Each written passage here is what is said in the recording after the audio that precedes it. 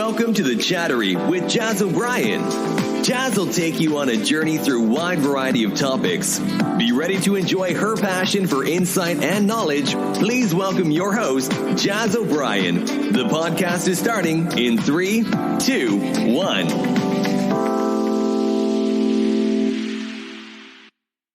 Hi, I'm Jazz O'Brien, your host, and welcome to the Chattory, the definitive compendium of conversation, insight and intrigue since 2022.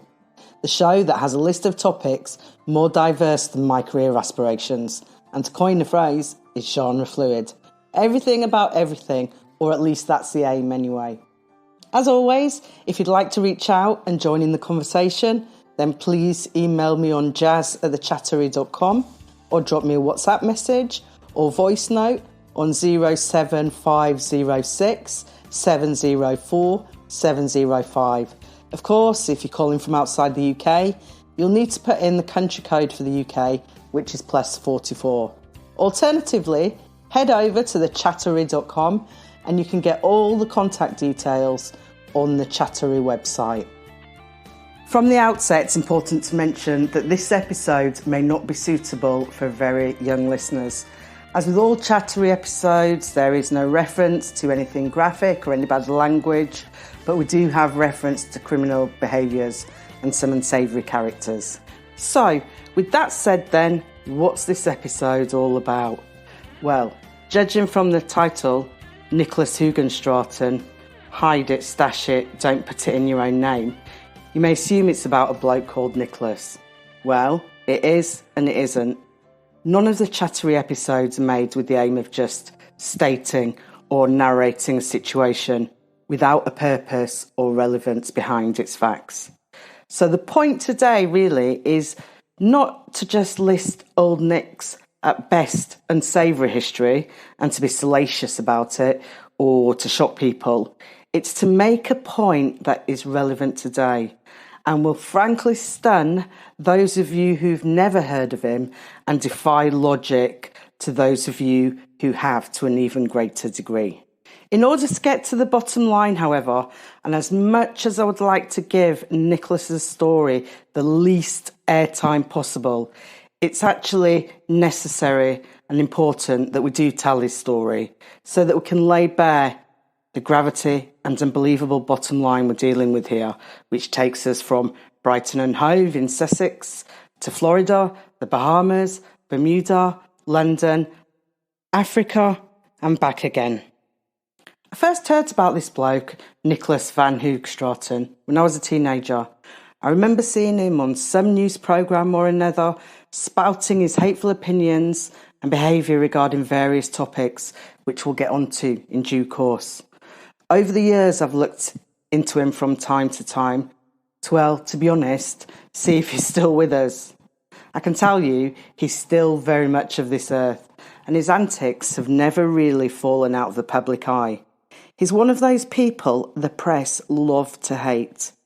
One judge once described this guy as a self-styled Beelzebub, meaning devil. I think that this was maybe too kind of a description, the self-style bit anyway. You can make your own minds up whether the rest is actually a fitting description. And just so you're aware, I'm incredibly wary of giving this fella anything more to stoke his ego. But it's a flavour of what we're dealing with here, and it's the tip of the iceberg. I intend to keep this episode simple and divide it into two parts, which we'll discuss today, and which are, number one, who is Nicholas Van Hoogstraten and what's his story? And number two, what's the relevance of Nick's story today? And any concluding points. So let's get down to the ins and outs then with our first port of call, because to be honest, I want to put this info out there ASAP, since there is absolutely no time to waste in drawing attention to this. So off we go with our first question, which is, who is Nicholas Van Hoogstraten and what's his story? This guy, Nicholas Van Hoogstraten, by the way, has been known for many years over the decades and in different countries around the world by many different names, but recently changed his name again by deed-poll to Nicholas Adolf von Hessen, which kind of gives you a flavour. I intend to stick with Van Hoogstraten though, as that's the name to tap into the internet that will pull up his full story. So Nick is, in 2022 and at the present day, 77 years of age. He was born in 1945 in Shoreham-by-Sea in Sussex, South East England, to parents Edna and Charles. Nick despised both his parents and has never made any secret of this. He has on more than one occasion described his mother as a whining cow. Charming or what? Charles, Nicholas's father, was reportedly a violent man, although violent to whom I'm not able to ascertain or get to the bottom of. His wife, his kids, or third parties, who knows? Anyway, Charles Hoogstraten, Nick's father, had owned 2 businesses in France before the government appropriated them during the Second World War. For 4 or 5 years, Charles fought to be compensated by the government for the loss of his businesses, but was ultimately unsuccessful. Later on in life, Nicholas reflected on the struggles of his father by saying, and I quote, "So, that's what I learned from a very, very early age. Don't put anything in your own name. Hide it, stash it, because anything can happen anywhere in the world and you can lose what you've built up." End quote. Remember this, everyone. Hide it, stash it, don't put anything in your own name, as these key words become a key theme. Eventually, realising he was not going to be compensated by the authorities for his losses, Charles cut his losses and reinvented himself as a shipping agent who imported meat from Argentina, and consequently spent very, very long periods of time overseas and away from his family. The boy Nick had developed a fascination with stamps, which was ignited when his father gifted him a very expensive stamp collection. Pretty soon the boy started wheeling and dealing in stamps. At the age of 11, Nicholas had his first brush with the law when he was given a conditional discharge and a warning for receiving stolen goods when a stolen typewriter was found in his room, which he was using to type up his business invoices in connection with the stamp buying and selling by mail order business he'd started.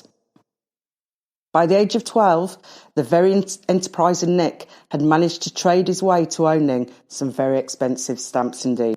By the age of 14, the boy was attending school in a 3-piece suit and carrying around a copy of the Financial Times, so he could apparently study his mining shares. The young Nick had already decided that school was a waste of time, and instead sat in empty classrooms, attending to his business dealings and doing exactly as he liked. So basically, as the only present man in the house for most of his childhood, the young Nick got way too big for his boots way too early on in life. However, Nicholas was skating on thin ice, and aged 15, Hoogstraten was prosecuted and received a year's probation for his part in a stamp stealing ring. For most boys, this may have been the end of the matter and a new and more savoury path embarked upon. When he was 16, Charles Hoogstraten decided to help his son out on his new path and concluded that Nick should join the Merchant Navy before he got into any further trouble. Nicholas learnt many things during his time on board ship. He passed through various countries on his travels, including Florida. The boy was agog at the massive development of the once salty, marshy, rural state that was taking place at high speed. In the run-up to World War II, Florida, actually, it had become a kind of hotspot for American military bases, which was set up there due to its geographical location.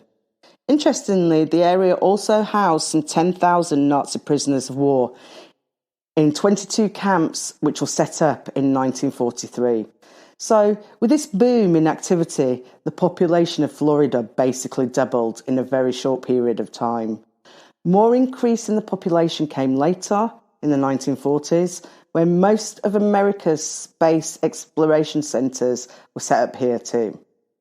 After World War II, the development of motorways, or interstates as they call them, over the pond, and availability of air conditioning encouraged many families to move to Florida from places like the hot, dry, dusty Midwest. In the 1950s, the revolution in nearby Cuba led to yet another influx of residents, primarily from Cuba's capital, Havana. Pretty soon, the low taxes, standard of living and warm climate started to attract retirees in their dozens. All this had led to a massive boom in the building and development of infrastructure, with the massive developments in Florida still swirling in Nicholas's thought process and his realisation related to the possibilities this could bring any investor. The merchant navy, including its young recruit Nicholas, docked in the Bahamas and its main port on Capital Island, Nassau. Once on dry land and surveying the scene, Nicholas's eyes almost popped out of his head. The Bahamas had been a stomping ground of wealthy British and American tourists for a long time, since at least the 1800s, I think.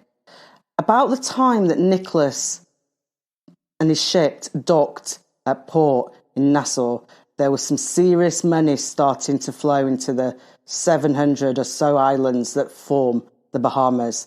For example, Meyer Lansky and Lucky Luciano, who you may have heard of, two notorious mafia kingpins of the time, had recently been kicked out of Cuba and had lost their casinos there as a result. They had decided to go to Nassau, where they correctly guessed that the local authorities would not put up much resistance. And the cherry on the cake would be that the Bahamas was and is a tax haven with no income tax to pay. So this mafia pair, they purchased banks and other businesses on the islands and used it as a base for their, illicit drug running and other scams. This led to the almost annual six-fold land value property increase, which is staggering, and showed no indication of slowing down anytime soon. Nicholas took £1,000 out of his stamp business, which at the time was apparently worth £30,000, and bought several thousand acres of land there. He later claims that he became great friends with the first black Prime Minister of the Bahamas, Lyndon Pindling, who was at the time fighting for independence from British colonial rule. There was a problem, though.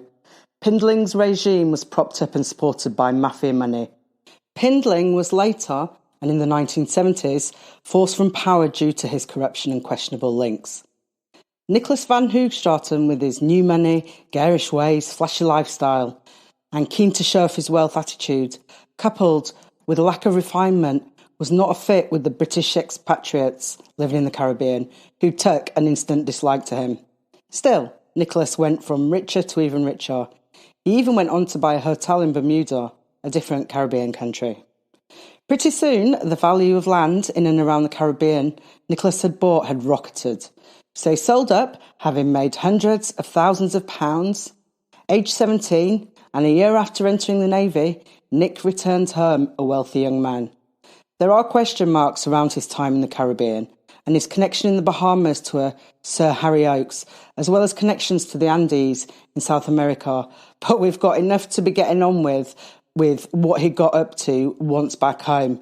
So we're not exactly short of material, and I want to keep it all directly relevant. So let's hop back over the Atlantic and Nicholas's return home to his hometown. Maybe we'll return to the mysterious Sir Harry Oakes and what happened to him another time. So the year's 1963, and once back in the southeast, and having just turned 18, Nicholas landed his dream job with Stanley Gibbons, who you might have heard of, but they were a well-known firm of stamp dealers. Nicholas was employed to catalogue and work with the stamps. It should have been a happy ending, really, but it wasn't even the beginning of a monstrous future. Nicholas was sacked from the firm a mere 2 years later for his suspected involvement in orchestrating a large-scale theft of profits from his employer. The beginning of what was to follow and where it actually lands us now was, according to Nicholas, one day that same year of 1963, when he was driving down Magdalen Street in Brighton. He saw a for sale board outside a terrace of 5 houses. The properties were auctioned off for considerably less than they were worth, due to having sit-in tenants, i.e. tenants who could not be evicted. The new buyer was Nicholas van Hoogstraten, who, when telling the story, usually tells reporters the same story with the same catchphrase.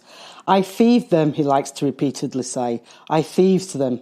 Of course, what he means is he got a fantastic bargain getting the properties for less than half price, and he knew that if the tenants moved out, he'd be able to flip or sell on the properties at the market value, thus turning a very high profit in a very short period of time.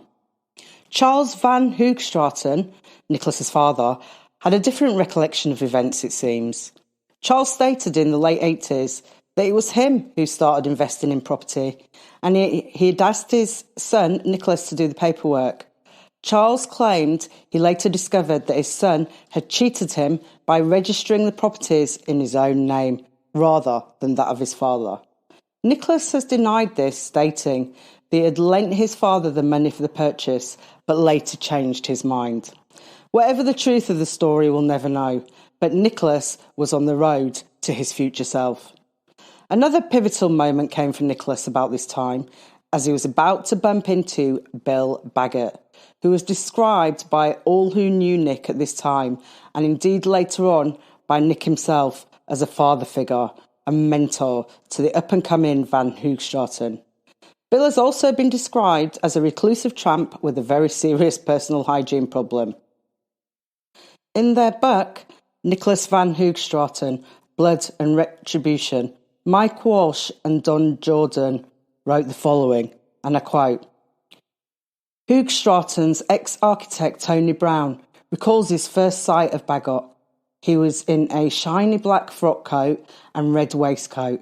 He had a watch and chain across his chest, and as well as the gold, I saw something on his waistcoat that looked like silver. When I got closer, I could see what it was. The man was running with silverfish. The man was filthy." End quote. It would seem then surprising, given this information, that Baggott, this Victorian and Fagin-like character, was the owner of London's biggest slum property bedsit rental business, for which he rented out bedsits to his unfortunate and impoverished tenants. Apparently Bill, an ex-accountant, spent his days and nights walking around the streets, collecting his rent in person and in cash. In fact, the canny Baggott owed no less than 400 properties in Notting Hill and Paddington alone, so goodness knows how many he owns worldwide in total. Baggott apparently carried out property repairs himself and never spent a penny on anything he deemed unnecessary, which didn't leave a lot. Tenants lived in shocking and squalid conditions, with little choice but to pay for the pleasure. As early as 1973, Baggott had made Nicholas the sole beneficiary of his enormous estate. When in 1993 Baggott died, Nicholas locked himself in Baggott's house and ransacked it, allegedly looking for the money and gold that Baggott reportedly hid within his walls and under floorboards. When Nicholas filled out the probate forms for the estate, he claimed Baggott's estate was worth about £10,000 and therefore not subject to inheritance tax. Go figure.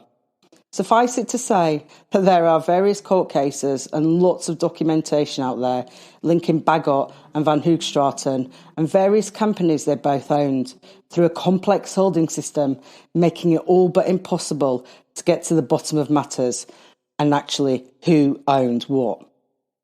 Nicholas, always an entrepreneur, had a varied business portfolio.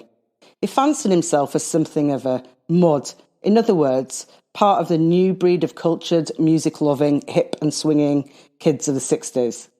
To this end, he invested and ran, I suppose what you'd call teen clubs, maybe, in various cities up and down the country. Say, for example, Portsmouth, Brighton and Bristol. Apparently, he once called Rod Stewart a little runt for disputing the door takings. And about this time, Nicholas opened the Deb Boutique in Brighton, where he hired Jimmy Savile to DJ for the launch party. Nicholas is often referred to as a name dropper, and he used to take great pleasure in telling the same story over and over again. That he once turned down the offer of managing the Rolling Stones because they were a bunch of scruffy so-and-sos, according to him. Whether this is true or not, who knows? By the mid-1960s, and by now aged about 22, the press were calling Nicholas Britain's youngest self-made millionaire.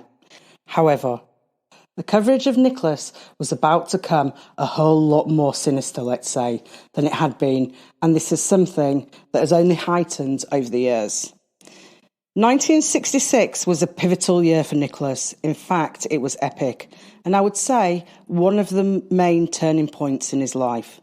It began when Nick was seen driving at 46 miles per hour in a 30-mile-per-hour zone. Once he noticed the police and the flashing lights behind him, what do you think he did? Well, Nicholas's response was to put his foot down and go even faster. He was of course outrun and caught and then subsequently restrained by the police. I find it surprising that he just didn't concede a fair cop at this point. What followed was a slight altercation, as it's usually phrased. So a bit of a struggle then between himself and the arresting officer. And as well as the speeding offence, Nick was also later fined £2 for using obscene language at the time of his arrest. I.e., he told one of the arresting officers to get lost with a capital L. Well, his exact turn of phrase was much fruitier, obviously, hence the conviction for using obscene language. This incident was the least of the legal problems about to come Nicholas's way, as we shall see. David Braunstein was a friend of Nicholas, and both had decided to go into business together and establish a company called Demaria Textiles. Hoogstraten provided the start-up funding, whilst Braunstein did the work. David's father was a rabbi at a local synagogue, and Nicholas, apparently, as far as David's parents were concerned, was one of the family. For reasons unknown, the company failed to turn a profit and eventually closed down after less than 2 years. Nicholas accused David of stealing 400 dresses from the business. Nicholas now claimed that he wanted the £3,000 back from David that he'd put initially into the business, and that David's offer to repay £6 a week was simply not going to cut the mustard. Incensed by the idea that it was going to take some time to get his money back, Nicholas had no hesitation in going round to the Braunstein family home and advising the entire family that either they came up with the £3,000 and at least 1,000 of it instantly, or he advised them that something might happen to any one of the family members should they decide to carry on walking around Brighton. David's father, the rabbi, claimed that same day Nicholas had personally told him that he would throw a stick of dynamite into the family home and that he had enough money to pay for every Jew in Brighton to be killed. The Braunstein family involved the police after further hateful, anti-Semitic phone calls as well as visits from heavies employed by Hoogstraten.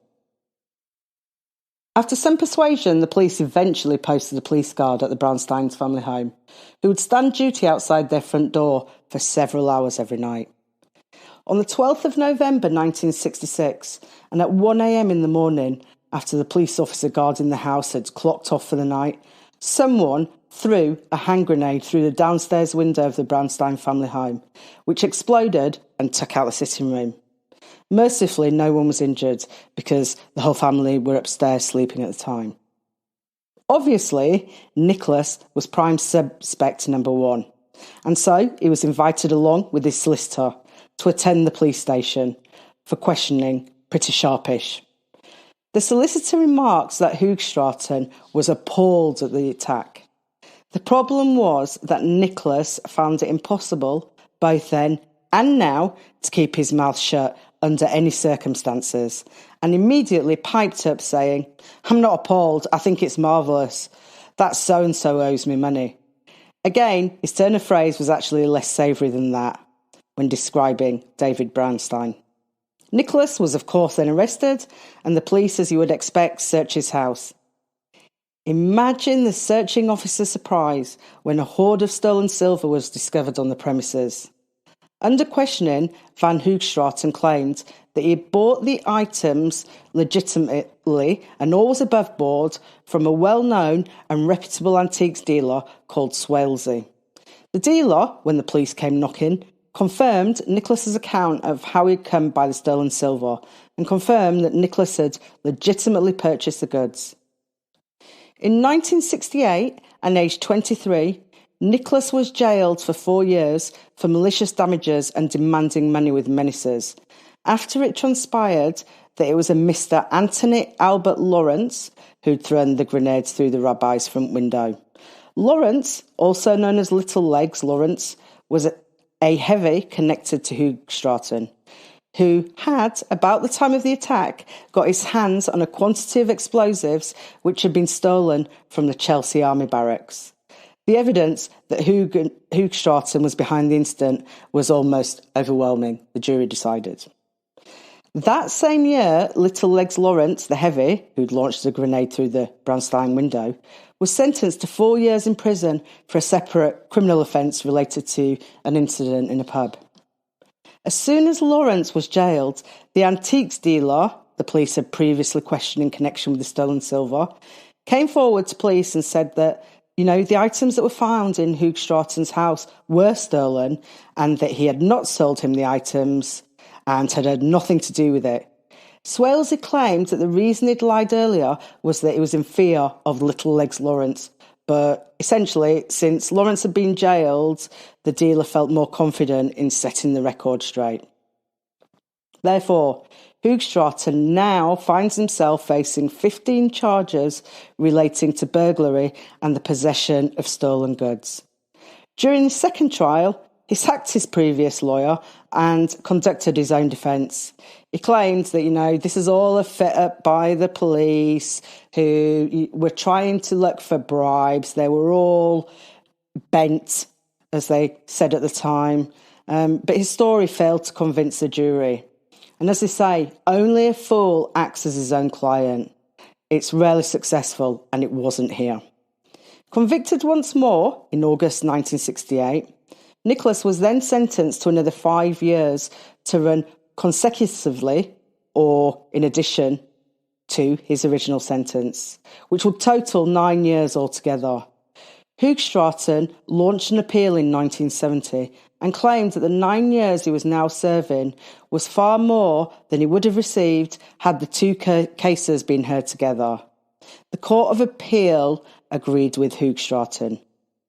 So Hoogstraten sent off to HMP Wormwood Scrubs to carry out his sentence, where he later claimed that he ran the place while he was in there.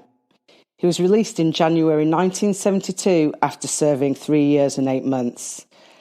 Just as he stepped outside the gates, as a free man, Hoogstraten was once again arrested by waiting police officers in connection with allegations that he'd bribed a prison guard by the name of Gordon Scott to smuggle out letters and bring in certain luxuries during Hoogstraten's time in prison.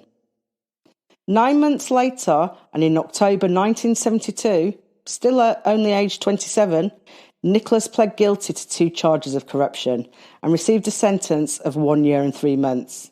Again, he later appeals his sentence and succeeds in getting it reduced so that he was released once more in January 1973, having served only 3 months. Never one to sit on his laurels, Hoogstraten, once out of prison, quickly becomes known as the moneylender who would say yes when everyone else would say no. He was, in simple words, a loan shark, but a loan shark with his own unique spin. Loan sharks usually make the money by charging high interest on money lent, which means that the borrower, crippled by that interest, either falls into debt quite quickly and ends up borrowing more money from the shark, or takes a lifetime to pay off what originally was a very small loan. Nicholas had a very particular favourite sort of borrower whom he enjoyed lending money to, however. A borrower who was cash poor but asset rich. In other words, a borrower with land and property worth far more than the loan in question. Nicholas has said on many occasions over the years that he got rich by others going skint. Essentially, he'd wait for the borrower to default on the loan and then immediately pounce, seizing the property, and thus making a massive profit fairly quickly. However, Nicholas did not sell the properties he seized, and cash in by selling them immediately. His aim was to hold on to the properties for as long as possible in order to see an even bigger appreciation in value on his initial investment of a very small loan, which, once the value of the property had a chance to rise a bit, was worth considerably more. In order that the properties were kept safe, Nicholas often allowed tenants to stay in the properties for very little rent or for no rent sometimes. This would be on the understanding that they vacated the premises as soon as he demanded. This arrangement worked fine, except obviously for when a tenant believed that they had a legal right to stay in the property. Still, in 1973, and days after being released from prison, Hoogstraten paid his accountant a visit, who he accused of stealing £14,000 from him whilst he was in prison. Here's a clip of him explaining what happened on a TV show called After Dark by Open Media and was broadcast in August 1988. Several years ago, I was defrauded of quite a lot of money by an accountant. In fact, it happened whilst I was in prison. He had control of assets, he and solicitors and other people, and they dissipated a large amount of it. Well, this particular occasion, I got hold of this. I'm seeing what happened over a period of months into a few sentences. I got hold of the fellow. I got him to sign over everything he did possess, which was substantial. There was still a deficit. So we kidnapped him, stuffed him in the boot of his own Rolls Royce and took him over to Paris and kept him there as a slave, for want of a better word, for 2 years, working.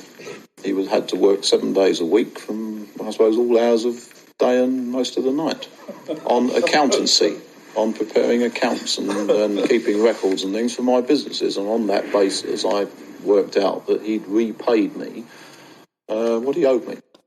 In 1974, aged 29, Hoogstraten was again in court on connected charges related to the accountant. Nicholas was charged with what was called at the time the Battle of Brighton, where Hoogstraten had terrorised the accountant's family and eventually forced entry to one of his properties where they were living, in Brighton, and destroyed their belongings. He was fined £3,500. When approached by journalists for comment, Hoogstraten said that the battle was the best bit of fun that he and his heavies had had for some time, and this was nothing compared to what they'd done to other properties. In 1977, aged 32, Hoogstraten was prosecuted for threatening behaviour towards a barrister and fined £100. In 1979, aged 34, he was prosecuted for kicking and punching a bailiff, causing actual bodily harm, and was fined £200.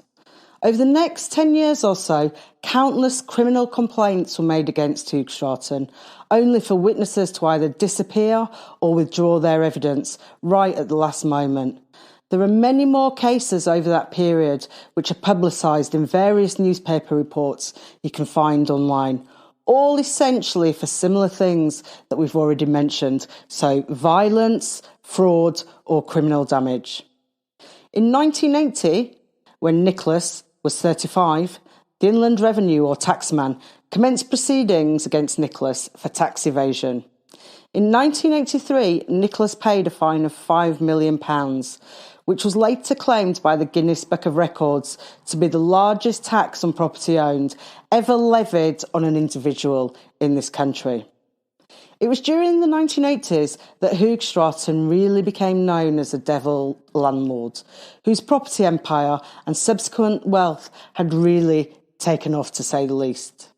Remember, Nicholas had recognised the opportunity very early on in his career that buying property at rock-bottom prices due to sitting tenants was a very lucrative way of making money. Getting the tenants out by any means possible, and I mean any means possible, as soon as the sale had gone through, allowed Nicholas to be able to flip and sell on those properties at a very high profit, or more likely rent them out at a very high rent. Hoogstraten often referred to his tenants as being scum and filth, and that as a landlord, he was quite entitled to take his property back whenever he felt like it, and to hell with what the law said about tenants' rights. The Parklands Rest Home was a 19th century mansion set in 40 acres of parkland near Uckfield in Sussex, and was owned, at least partly, by a business that was owned by Nicholas Hoogstraten. Nicholas had lent the owners of the rest home money to finance their half of the business. When the owners fell behind with their repayments, Hoogstraten told them, as well as the 12 elderly residents, to get out immediately so that he could obtain possession of the property. Hoogstraten and his heavies barricaded the residents into the house and refused to even allow ambulances to enter the land. Eventually, Sussex Social Services came to remove the residents, and the owners abandoned it, leaving the whole lot to Nicholas. Nicholas encouraged negative comments by the media and also revelled in all the publicity. At the very least, these events acted as a warning to all who dealt with him, and especially his tenants, as to what he was capable of. It's therefore a bit rich that Nicholas once called one of his business partners, Mohammed Sabir Raja, a slum bedsit landlord and serial fraudster. This could, you might think, have been a match made in heaven, except I would say their relationship was less business partners and more a situation where both used the other, except it was only going to end one way, and both knew it. It was just a question as to who would come out on top and when. Raja borrowed money from Nicholas to purchase properties he couldn't afford, and Nicholas lent him the funds knowing that Raja was asset rich with an impressive property portfolio. This was a well-practiced, well-rehearsed scenario for Nicholas, remember, who had said that he got rich from others going skint. Nicholas knew it was a matter of time before the loan repayments became unsustainable for Raja, which would be when Nicholas intended to pounce and thus relieve Raja of his properties. Earlier, we said that Nicholas had been studying the financial markets since he was a kid. Remember, walking around school at 14 years old with a copy of the Financial Times to study his mining shares. He was therefore astute in the sense that he appreciated that what went up inevitably must come down, a fact of life. Nicholas sensed that after the boom in the property market and prices over the past few decades, a property slump was well overdue. During the late 80s and early to mid-90s, the market did indeed slump. Nicholas sold some of his properties in preparation for a squeeze in finances, whilst Raja's greed saw him continue to borrow more and more money from Hoogstraten to buy even more land. Raja, finally smelling a rat, which must have been the world's longest penny drop, asked Nicholas for the breakdown of loan payments Raja had already made, alongside a breakdown of outstanding amounts he owed. Nicholas refused to provide a breakdown, simply stating he wanted £300,000. A long, protracted legal battle followed, and Raja was successful in the courts, who recognised that he had a right to demand his properties back. However, on the 2nd of July 1999, the gates of hell were unleashed, perhaps prematurely for Raja. Raja was at home in Sutton with his grandsons when someone knocked on the family's front door. One of the grandsons opened it. Raja, wanting to see who it was, stepped out into the hallway, which is the last thing he ever did, as he was stabbed 5 times and shot in the face at point-blank range with a shotgun. The police, in trying to get to the bottom of the murder, discovered that Raja had wronged many over the course of his slum landlord career and had enemies too numerous to count. And so, this should have been like finding a needle in a haystack, as there were many potential suspects to choose from. However, the evidence, the police decided, pointed only one way, that Hoogstraten had hired 2 of his heavies to carry out the hit on Raja. In July of 2002, the 2 heavies, Knapp and Croak, were found guilty of murder, and Hoogstraten, now aged 57, was convicted of manslaughter and received a 10-year sentence. However, appeal your sentence every single time Hoogstraten predictably immediately launched an appeal against his conviction. On the 27th of February 2003, he was granted leave to appeal, and on the 23rd of July that same year, his conviction was quashed by the Court of Appeal, who, wary of Nicholas and his history, and worried that he might take flight, turned down his request for bail and ordered a retrial. In December 2003, after less than 18 months in prison, Hoogstraten's conviction was overturned and he was cleared of any involvement. The court stated that even though it may have been Nicholas behind the heavies who murdered Raja, it could not be demonstrated that ordering the beating up of Raja was the same thing as Nicholas foreseeing that a good beating would lead to the victim's death. Deeply unhappy at seeing Hoogstraten walk free, the Raja family brought private civil action against him for the murder of their relative. In December of 2005, the court held that, on the balance of probability, Hoogstraten was involved in the death of Mohammed Raja and ordered him to pay a temporary or interim award of £500,000 within 2 weeks. As far as I understand, the Rajas never saw a penny, and it was reported that in later years, Nicholas stated openly and on a BBC interview he would never pay a penny to them. Nicholas had been investing in Africa, and in particular Zimbabwe, formerly known as Rhodesia, since the 1960s.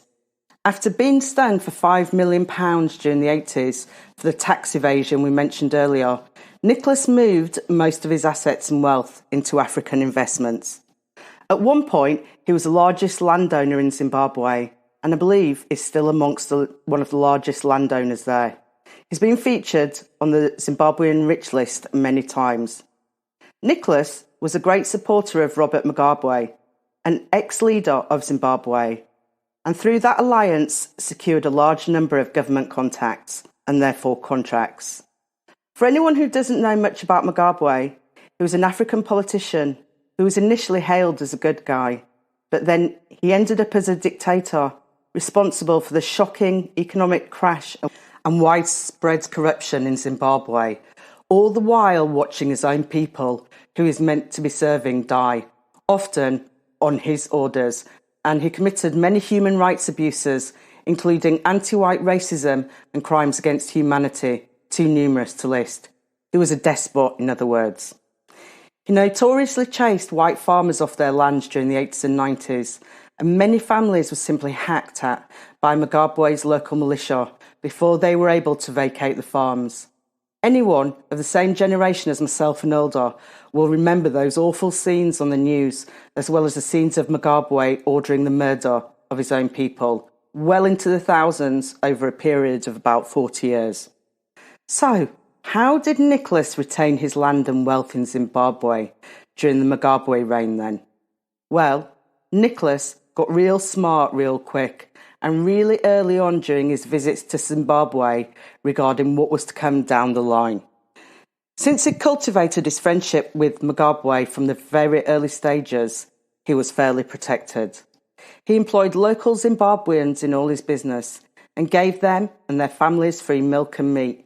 He built schools and hospitals and still claims he pays for 3 Zimbabwean children to attend every single Zimbabwean school. In 2007, it was reported that Mugabe heard via the grapevine that locals in a region of Zimbabwe called Marange had found priceless gems near mines there. Mugabe's army killed the prospectors in the area and militarised the place. It was further reported that Hoogstraten had set up a company called Mabada Diamonds, appointing his eldest sons, Maximilian and Alexander, as directors.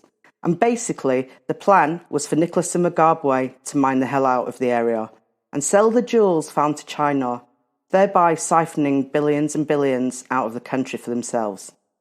In 2013, Nicholas was rumoured to have donated $3 million to Mugabe's presidential campaign. And in 2014, it was said that he had donated $62 million to Grace Mugabe's election campaign, where she vied to be her husband's successor. So over the years, many people have tried to guess at Hoogstraten's wealth. But because he's always famously stated that he keeps everything in his head, keeps no records, and hides his assets in a string of offshore investments, foreign properties, and sets up ownership of companies in what I would best describe as a Russian doll setup. So, for example, he sets up a company which then owns other companies who are all holding other companies, all spanning the globe and all with an assortment of directors and nominees, so that it's technically probably impossible to get to the bottom of exactly how much he's worth. Apparently, he once claimed to have bought a property before lunch and within an hour arranged for it to be transferred through 18 different companies, with the intention that no one would therefore be able to identify him as the owner. There's so much more to tell about this fella that to tell it all would be a book, and that's why there are books about him. However, like I said at the beginning, I'm not telling his story to tell a story. It's because there's a desperate urgency to the situation, and now you need to know why. This brings us onto the second part of this podcast, the bottom line, which is, number 2, what's the relevance of Nick's story today? So, what's the relevance of Nick's story today then? Well, as I said at the beginning, I frequently check to see if Nicholas van Hoogstraten is still knocking about.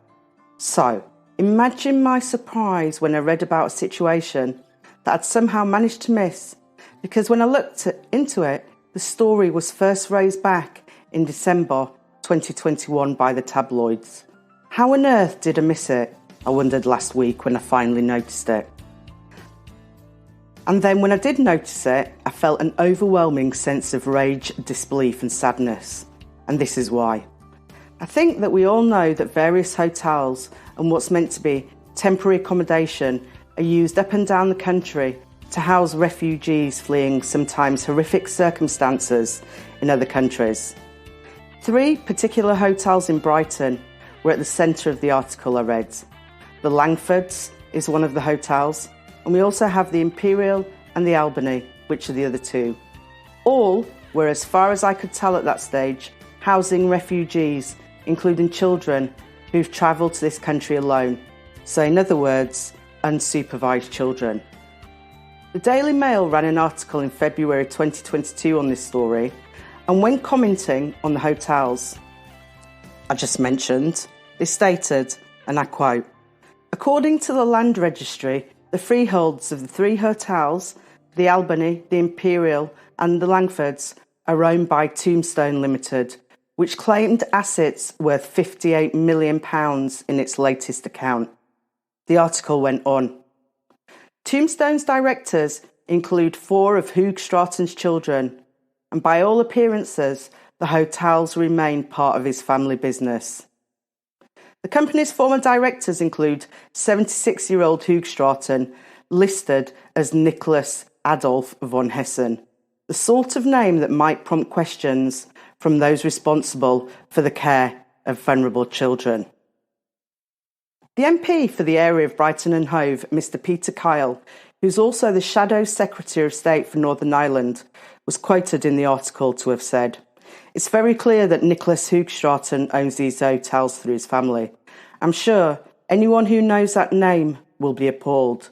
Yes, Mr Kyle, I am definitely appalled." Apparently, Mr Kyle had raised the matter with the Home Office in a parliamentary question last November, but he was apparently told accommodation costs are considered commercially confidential.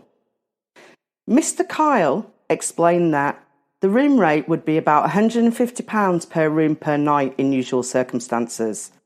The hotels have more than 150 rooms between them. Even if they charged half their usual rate and were only half full, they would be paid £5,625 a night, or more than £2 million a year of public money. Public money, meaning taxpayers' money, which appears, based on what we've just said, going straight into Nicholas van Hoogstraten's pocket. Mr Kyle has been extremely vocal regarding the system of using hotels to house refugees, and has stated that it's a legally and ethically grey area, and is correctly said, no one should be profiting from this. Mr. Kyle has also previously written to the government to raise concerns about pregnant refugees' treatment at the hotels, and the fact that health officials, for example, midwives, have complained that the security guards at the Hoogstraten hotels withhold food from some of the refugees, including the pregnant women. Health officials visiting the pregnant women have also been forbidden by the security guards at the 3 hotels from entering the residents' rooms, and are instead examining women in common areas with lack of privacy. Further investigation reveals that there have been complaints that refugees are locked in their rooms and verbally abused. There are reported bed bug infestations, dangerous electrics, as well as damp and water leaking and seeping into the rooms. The government has apparently stated that current rules do not require hotels to prove they meet strict health and safety requirements, even before, for example, children move in, even unsupervised children. What's deeply disturbing, as if that's not enough, is that some of the refugee children have gone missing during their stay at the hotels, with Sussex Police having issued a number of public appeals, apparently for help to find them. Where have these children gone? There is, of course, and I want to be very clear about this, no suggestion that the disappearances are anything to do with Hoogstraten, as according to recent statistics, this is a nationwide problem, with 1 unaccompanied refugee child a week going missing from hotel accommodation provided by the government.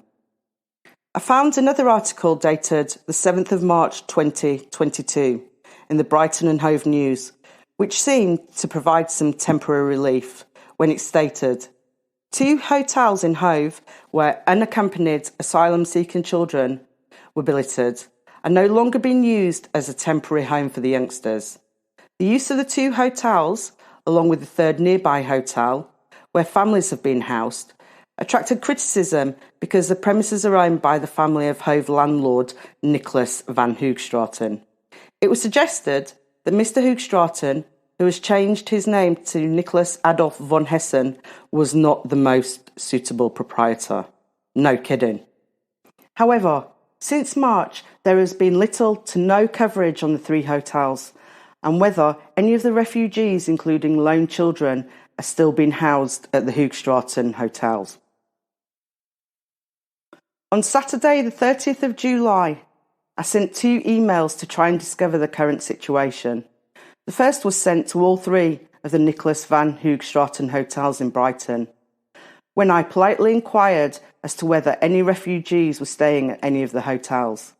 I explained this information was for a podcast that I was going to release this week regarding Hoogstraten, his hotels, and the situation with the refugees, and invited any comment from whomever it may concern regarding the situation in the interests of a fair right to reply.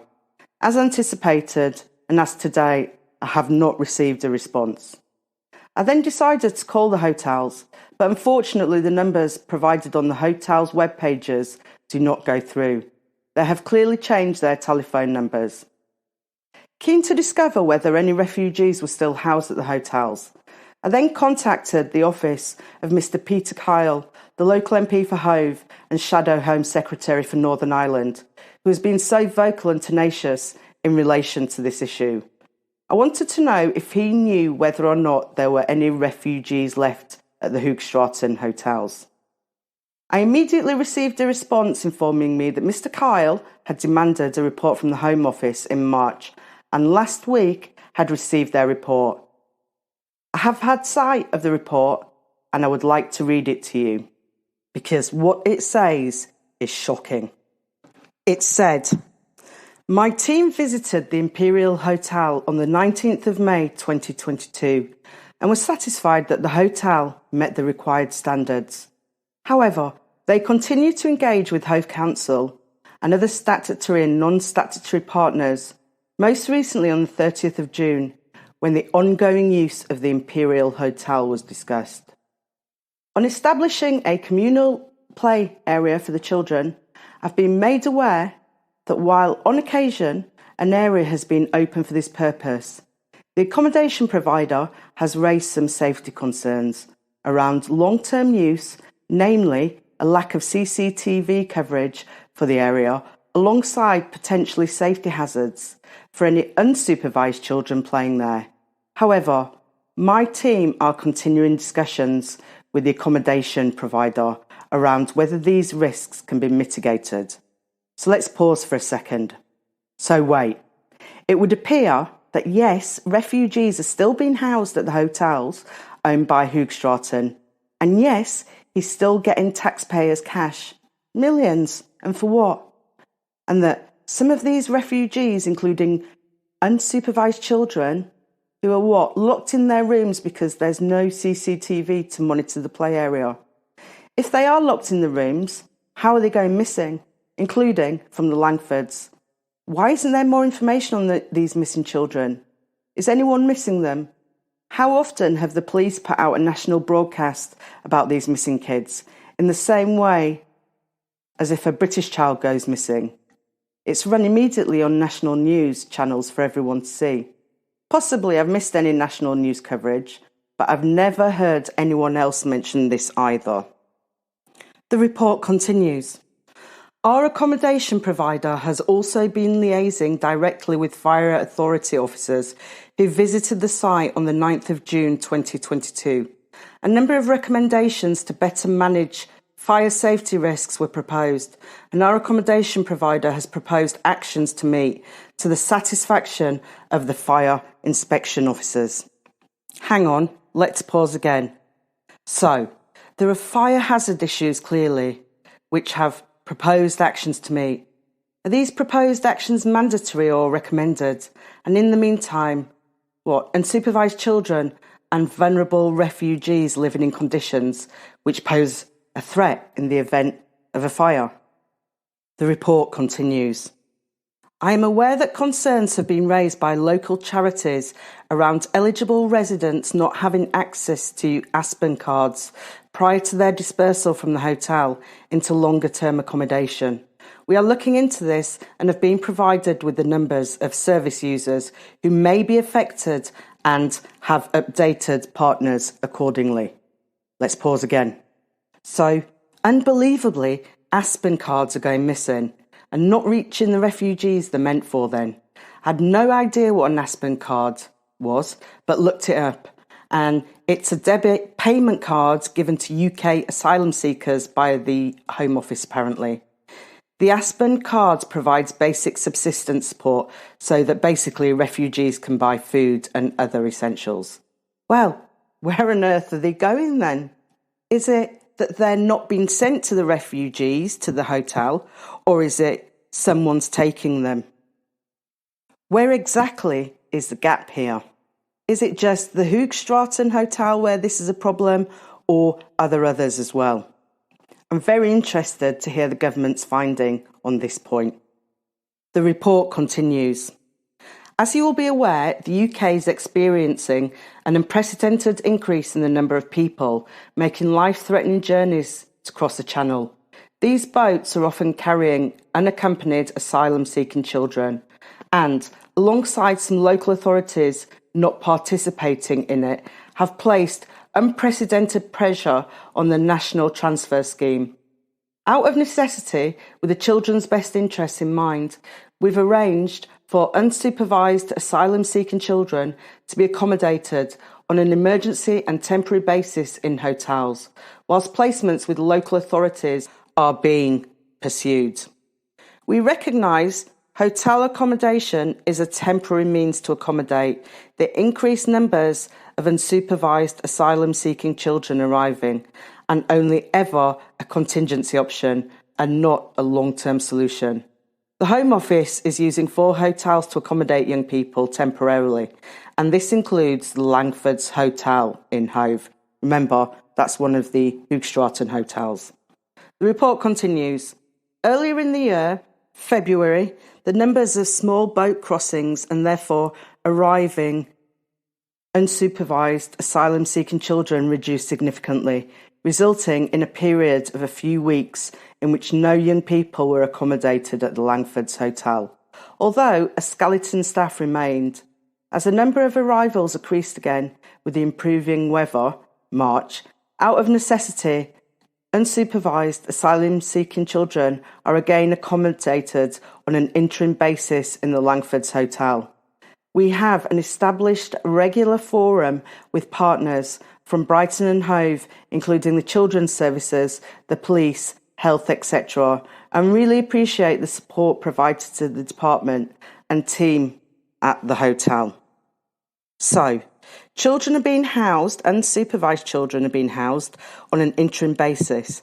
How long is that then, the interim basis? Days, months, weeks, years? And also, there are regular forums with the authorities, i.e. children's services, meaning social services. How often is regular then? Daily, weekly, monthly, what? I think the bit that I find most insensitive and demonstrates a total lack of humanity and compassion would be, again, that sentence that the government, quote, really appreciate the support provided to the department and the team at the hotel. I mean, they say this whilst at the same time claim to be acting in the children's best interests as actually required by law. Let those words sink in for a moment, folks. Support provided to the department and staff at the hotel. Nicholas Hoogstraten staff, yes? The same staff who were reported to have withheld food from refugees, or at the very least stood by and watched while security guards withheld food and didn't allow them to be examined in privacy, yes? I'm very grateful and would like to thank Mr. Kyle for allowing me access to the document and for his tireless work on behalf of the refugees and his constant raising of the issue. This is an issue that I imagine more of us need to know about. If Nicholas Hoogstraten is the best we can do for these kids and vulnerable refugees, I'm ashamed, but above all sickened. There's a lot of stuff I didn't include in this episode, as I mentioned earlier, because I didn't think it directly relevant to the bottom line. You know, stuff about Hoogstraten's ex-wives and girlfriends and recent custody dispute of his youngest child. But there's one story, which there's been lots of articles on recently, regarding the mansion that Nicholas bought in this country decades ago and which is bigger than Buckingham Palace. The mansion that's been left to crumble because apparently Hoogstraten has lost interest in it. Why can't the government requisition it? If there are unsupervised children living in this country, going missing at the rates they are, and living in such conditions as they are, then surely this is a national emergency. Surely there are charities and stakeholders who could provide better care than Hoogstraten and his cronies, and other, undoubtedly, countless dodgy landlords are providing. It seems that on the evidence put forward, any care would be a huge improvement, and the money that property could raise would help. Historically, and under the law as it is, the government only usually requisition land during war essentially. However, emergency laws can be passed. Controversial, I agree, but who except Hoogstraten would object in this situation? Anyone? In his own words, hide it, stash it, don't put it in your own name. The problem is, however, Nicholas Hoogstraten, sometimes it doesn't matter how many layers you put in place.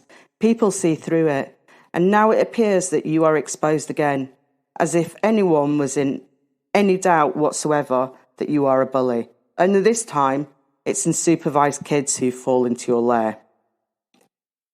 Hide it, stash it, don't put it in your own name. The hotels may not be in your name, Hoogstraten, but it seems that everyone knows who is reaping the benefits from them. And it's certainly not the refugees staying at the hotels. To all those refugees staying at the Hoogstraten hotels, and especially the unsupervised children, I'm sorry that this is the best that we can do for you in what's meant to be a country of safety. If you've any information or wish to contribute on anything raised within this podcast, please contact me at the Chattory using the details I gave at the beginning. This is a situation which is fluid and one I'll be monitoring in order to return to until Hoogstraten and other unsuitable landlords are barred from housing refugees and receiving your money and are at the very least monitored as stringently as anyone else looking after a child in this country would be. So, from me, your host, Jazz O'Brien, thanks for listening, and I'll be back with a new episode in 2 weeks' time. If you enjoyed this episode, then please give it some stars and a written review on your podcast platform of choice, the Chattory, the definitive compendium of conversation, insight and intrigue since 2022. Thank you so much, guys and girls, for listening to The Chatter with Jazz O'Brien. Follow us on thechattery.com and never miss an episode. Join the conversation by dropping us a WhatsApp message, question, or voice note, or email jazz@thechattery.com. Till next time.